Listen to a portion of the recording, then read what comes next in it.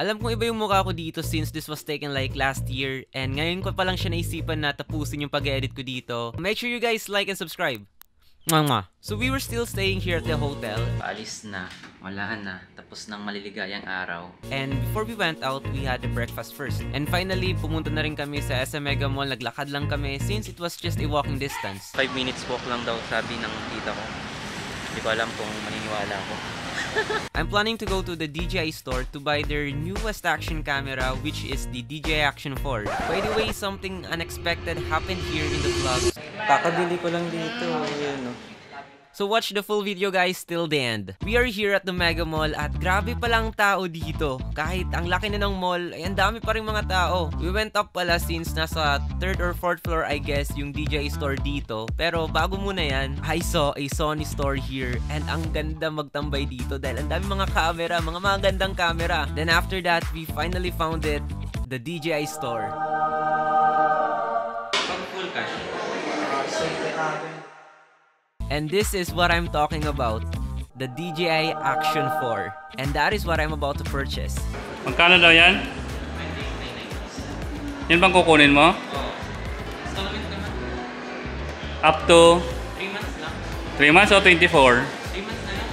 Hindi para tapos agad yung bayaran. Video na lang, okay. Yan o. Para mag-ano ka na lang, Transfer na lang ako. video ko. Okay na. Na-process na. Success. Nakabili rin sa wakas.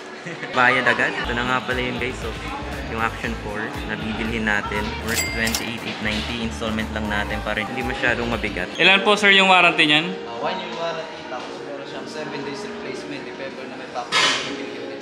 Okay. Happy si GB. Nakailang bili na tayo, no? Tinudas mo yung 200. Yan yung gimbal lang. Gimbal to eh. Gimbal lang yan. Okay, hindi kasama yung camera. Ha? Ha? Sabi mo? Hindi kasama yung camera. Ba't kailangan kasama yung camera? Hindi, gimbal lang to eh. So while waiting for the cashier, Bakit nga tayo nagantay?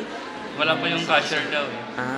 we just play around with the drones and I kinda like this one, the DJI Avata, an FPV drone. Then tumigil na ako sa paglalaro nito kasi baka mabudol na naman ako nang wala sa oras, mapagastos na naman tayo, no? Magkano? 77. So here it is, we just purchased it and I can't believe that we have a new camera for vlogging that may help me in my vlogs or just another luho again. Now I'm just kidding, I'll use it to make more money. Thank you so much sa mga sumusuporta and sa mga future bashers rin natin. I love y'all. Can't be here without you guys and can't also be here without my hard work. Just kidding again. But seriously guys, thank you so much. Thank you so much. I owe you one guys. And I love you so much. Mwah. Now let's move on with that heart-touching moment. And after we purchased it, I just realized Sir, wala akong pinano ng SD card. So yun lang yung problema. Wala lang SD card. wala pala kasama tong SD card. Kaya I asked yung isang store dito kung nasa magkano. 5,100. Yep, ang mahal. So my plan is to go at Henry's. But before that, kumain muna kami dito sa Burger King. And syempre, treat ko na rin sa kanila kasi pakitang tao tayo since may camera. I'm just kidding again. I'm just also thankful to these guys who came with me to buy the camera that I wanted and also support me with what I'm doing. So I'm at Henry's na and planning to buy an SD card for our DJI Action 4. Then suddenly, I saw something. Sayang. Naman, kakabili ko lang. Pabili mo ba? Sayang nito. Magkano pong cash yan, Spot? Sir, less 5%. Magkano po? Magkano ba yung ano? Sayang. Combo yan. Action 4 din. Ngayon lang. Ngayon lang po. Sa DJI store eh galing. Sa DJI store mismo, wala kasing cash and Spot eh. 27. 27? SRP sila. SRP. Hindi sila nagbibigay discount. 27 or 5.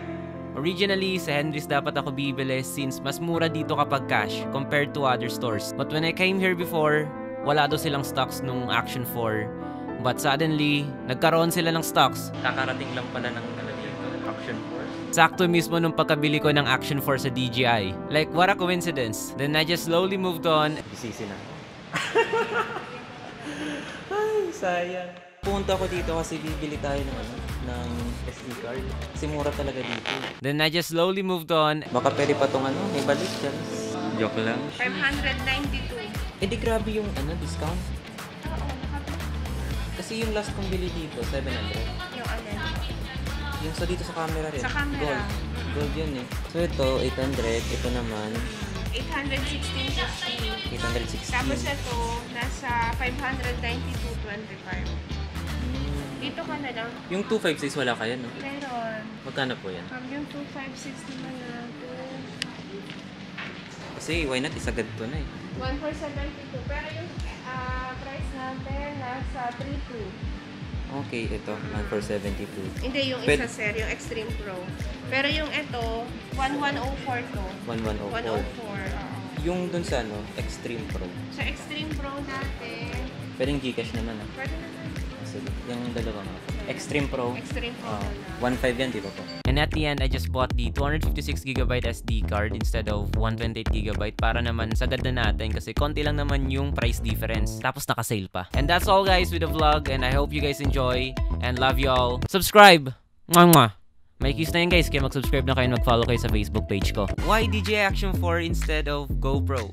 My simple answer is it's quality when it comes to night shooting. Dahil may nakita ako sa YouTube na comparison nung dalawa when it comes to night shooting and panalong-panalo talaga yung DJI Action 4. Kaya yun yung pinili ko. So, that's the reason behind it.